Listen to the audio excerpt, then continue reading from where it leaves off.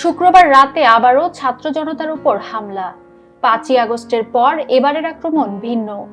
সাবেক মুক্তিযুদ্ধ বিষয়ক মন্ত্রী আকম মোজাম্মেল হকের বাড়িতে ছাত্র জনতার অবস্থানের সময়ই হামলা হয় তাদের উপর। এরই প্রেক্ষিতে শুক্রবার রাতে গাজীপুরে ছাত্র জনতার উপর সন্ত্রাসী আক্রমণের ঘটনায় শনিবার স্বরাষ্ট্র মন্ত্রণালয়ে আইন শৃঙ্খলা বাহিনীগুলোর সমন্বয়ে একটি সভা অনুষ্ঠিত হয়েছে। সভায় সংশ্লিষ্ট আইন শৃঙ্খলা পরিস্থিতি স্বাভাবিক রাখার লক্ষ্যে